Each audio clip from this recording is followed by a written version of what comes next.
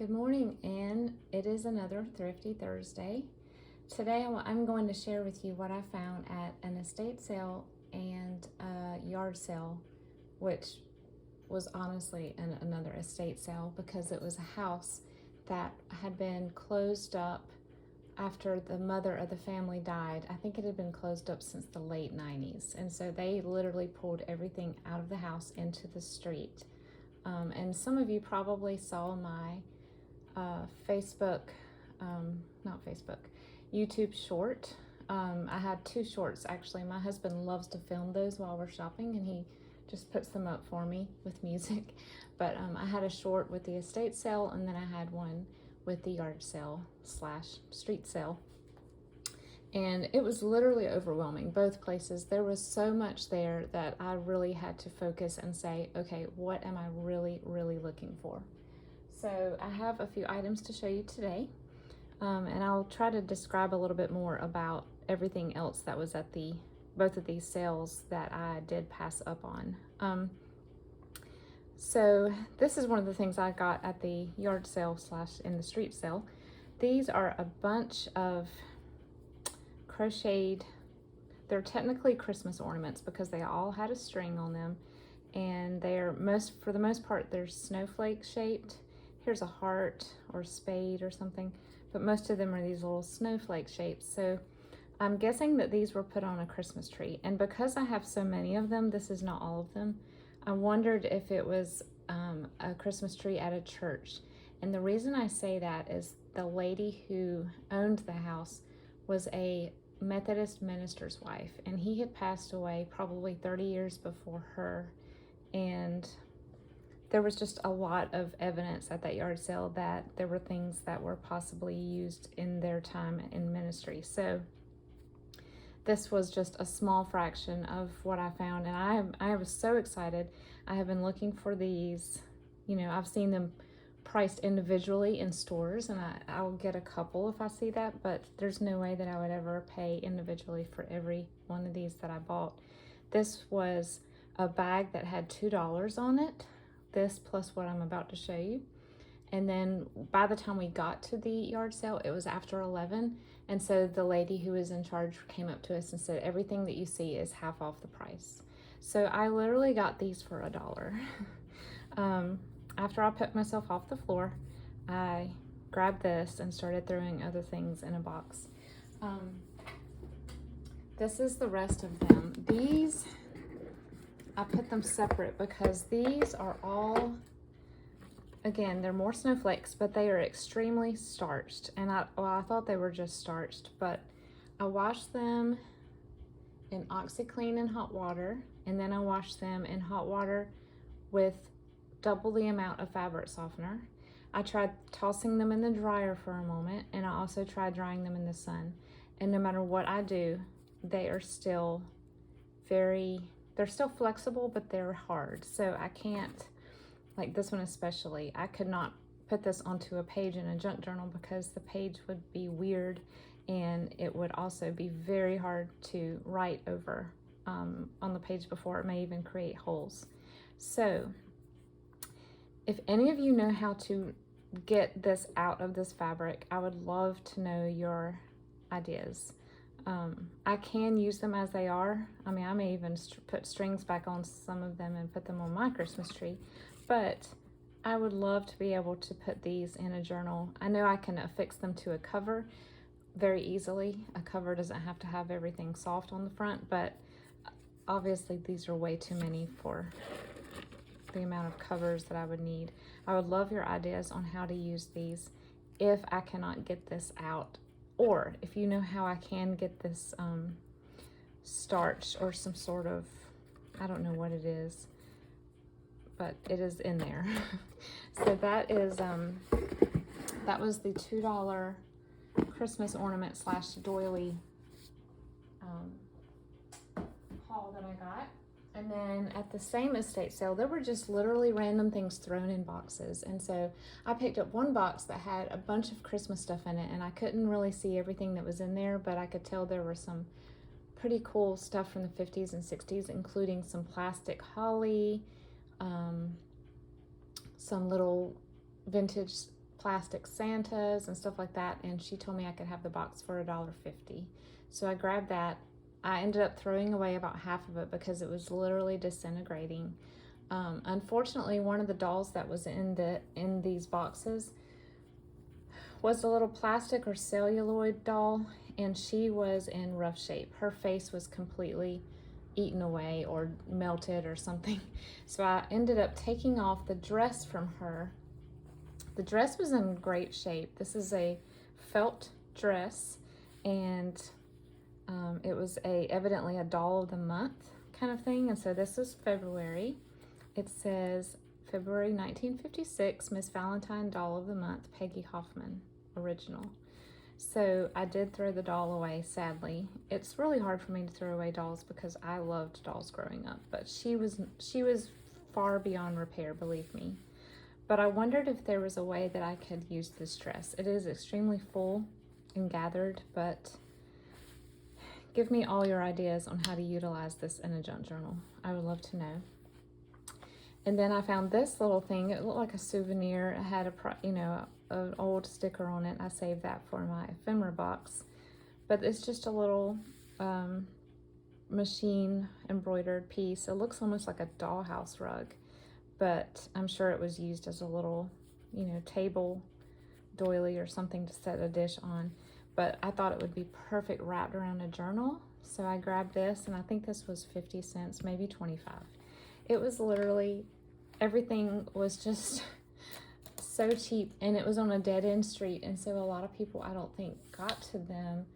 And I think it was the son in the family said, we just called Haven of Rest to come get the rest. And it's like heartbreaking, but you don't have room for another house full of someone else's things. So I did just try to grab the things that I really wanted. I'm assuming she was a teacher or a Sunday school teacher, because she had little records here, and so the record is here. I just took it out of the sleeve. I thought, how can I use this in my 50s journal? And I ended up not figuring out a way before I wanted to sew the journal together.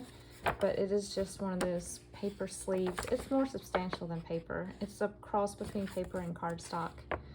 But if you have ideas on how to use vintage record sleeves, the small ones, in a journal, please share. And here's another one.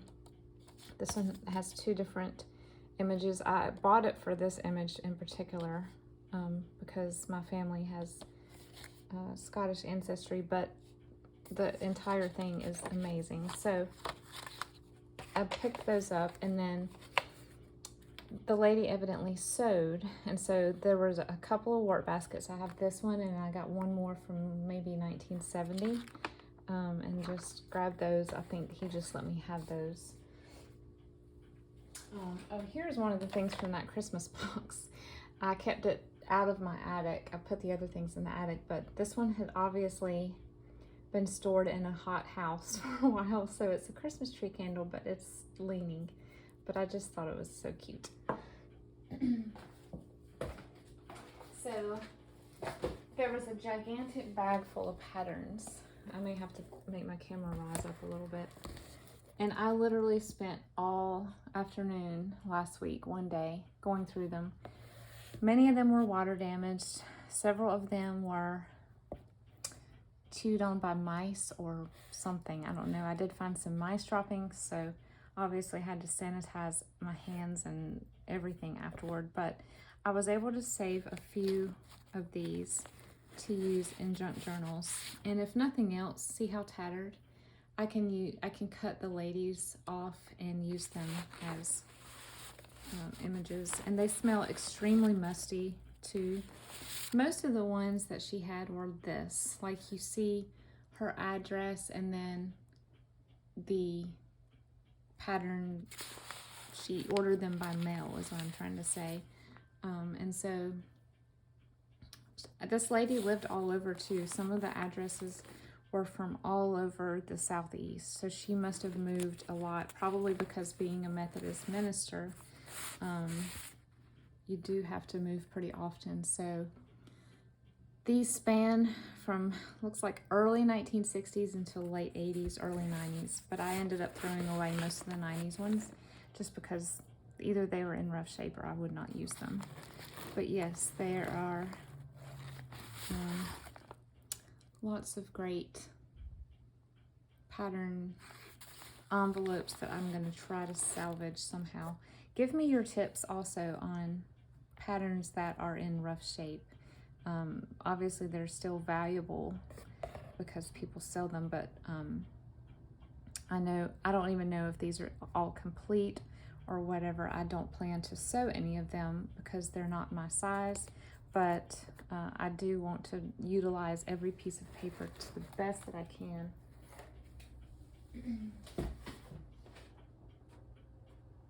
And I ended up getting this. This is the insert from it, but when I was a kid, my mom had these sheets. My mom and dad got these when they first got married.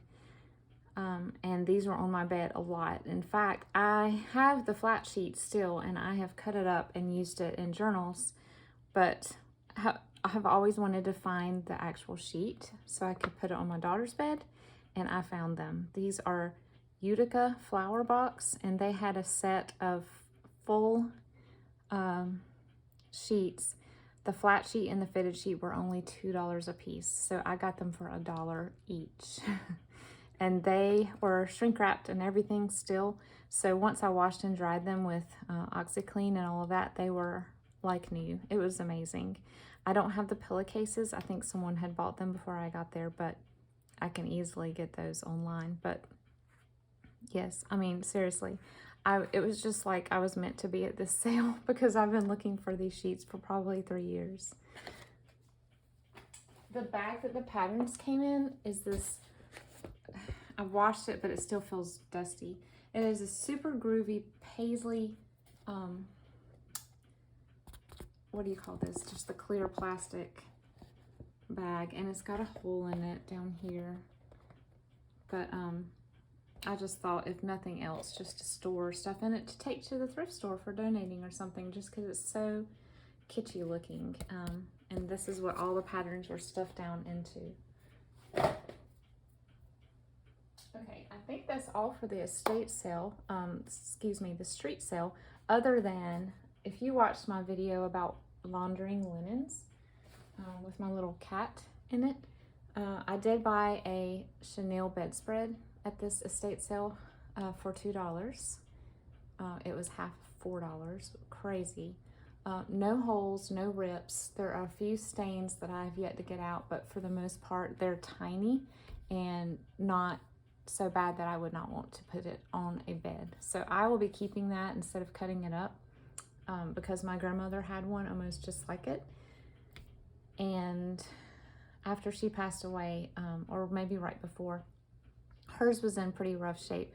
So my aunt cut the pieces apart and made bunnies for all of us. So we all have a like a ragdoll bunny made with the chenille bedspread. That was my grandparents', which is super special to me. But now I have a whole one that I can put on a bed or at the end of a bed.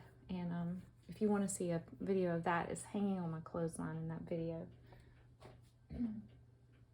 Okay, so the estate sale we went to was a former school teacher.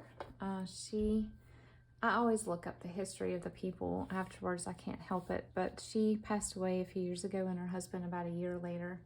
And two of the things, this is really funny, and I believe that God cares about the small things in our lives. And so before I went to this estate sale that day, I said, you know, Lord, I've been on eBay this week and I really want to find 2 items, and you know, if you see it fit to just let me find these items at a good price, so I can save versus going on eBay and paying crazy shipping for some of these small items, that would be awesome. But you know, if not, that's fine.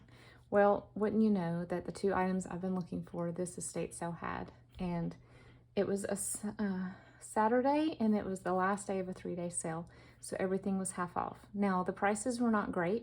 They were, I think, a little pricey for an estate sale, even at 50% off. So I was pretty choosy about what I got. You might have seen the little short that I posted about the lady having an entire craft room. She was a card maker and a stamper, but most of the stamps were $6 to $8 and then half of that, which I thought was still pretty steep. So I ended up not buying any stamps, but I did buy 1 or 2 items from that room, and I'll show you in a moment. But so one of the items that I wanted was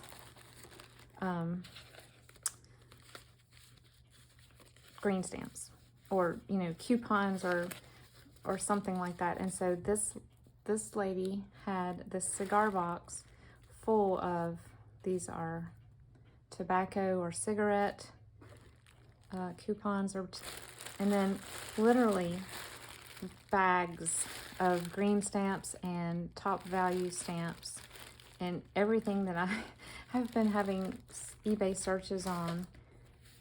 And I think I paid, it was a $6 box, and I got it for $3. So you can't beat that at all. We got some books here, and then more of those Raleigh stamps. And then look, I mean, seriously, just, I will never use all of these. What a blessing. So yes, I'm a very, very excited person about these.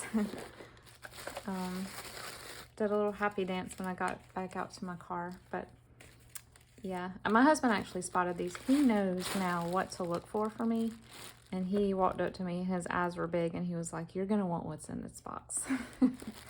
So, and the other thing that I wanted was a vintage recipe card box with handwritten recipes. Well, the box is over there. I had to clean it. It's one of those wooden boxes with the American Eagle glued on the front. But jammed into it were these. And this lady did not have the best handwriting. My grandma always joked about how bad her handwriting is. It's, you know, so it's not the best, but it is handwritten, and to me, it's a treasure. This lady did not have children, so she did not have anyone to pass her stuff down to. So I sort of feel like that by me getting it, I can help her, you know, her memories and her homemaking and her entertaining be passed down to someone else. Now, not all of these are her handwriting. There are a few where it looks like, I think a few of them were her mother-in-law. And so there are some different types of handwriting in here, and then there's some here that are typed. But yes, we've actually eaten 2 of these recipes this week at our house. I wanted to try a couple of them. So like here's this lady. I think this might be, I don't know who this is. It's someone at their church. I think they had a lot of church fellowships, but her handwriting is gorgeous and beautiful. And then I have a lot of these different designs of cards in here. Unfortunately, no blank ones. I was hoping for some blank vintage index cards, but hey, I will take these anytime. And I think the box of recipes was $6, and then I got it for $3. And then I got this oak index card box, and inside are just mostly plain vintage plain colored index cards, which are incredible. And then of course these much desired index card tab dividers that we all look for right here. There's some business cards in here, and then back here, I won't show those because there's addresses. I think these might have been the addresses of some of her students' parents, and so she had them in alphabetical order, and she must have kept this in her classroom to keep track of parent-student teacher conferences and stuff. But yeah, this is a neat box by itself, and I may even use this box to store all of the handwritten index cards that I have for pulling and putting into a journal. And the last thing to show you I think, nope, 2 more things. Also at the same estate sale, these are more recipes, and these are newer. These look like mainly recipes that she cut out of magazines. These are from Publix supermarket, but there are some handwritten ones in here too. So yeah, just another, I don't even know how much this was. It was not much though. It's just in a photo album, which I thought was kind of brilliant. And then in the craft room, these are the items that I got. I picked up a pad of origami birds, instructions and papers. My husband and kids love to do origami. And so this was in one of those grab bag type things where you pay, I think this whole bag was $5 and I didn't know what was inside. So I got that. And then these are just little scrap cuts, it looks like, from a scrapbooking store. Lots of springy colors. And then this is a stamp set, a clear stamp set. Not clear, just the rubber stamp, but with the adhesive on the back for your acrylic block. And the last thing is super interesting. I don't know that I've ever seen it, but it's embroidery on paper. And so here are the threads. Very, very, very fine threads right here in a tiny needle. And it comes with these envelopes and then instructions. And then the cards already have a design on them, but then there's little places for you to punch, and then it shows you where to put the embroidery thread to create a picture. And these, I think they're just, this is what it looks like finished. So it's almost like crewel in a way, or string art, but I thought it was neat. I don't know if I'm gonna take the time to do this or not. We'll see, but if nothing else, I will just use the cards. I thought it was a very unique little kit. Looks like she opened it and looked at everything, but decided not to start on it. Okay, that was my estate sale and yard sale slash street sale from a couple of weeks ago. Please comment below with your favorite item from this haul. And again, if you have any tips on how to get those starched doilies more usable in journaling, please let me know, or any other use. I would love to put them to good use because they're obviously handmade by someone, and I would love to display them in some fashion. So please head over to Sheree at Turquoise Dreaming for more Thrifty Thursday video hauls, and I will see you next time. Thanks for coming today and being with me as I share my goodies. Bye-bye.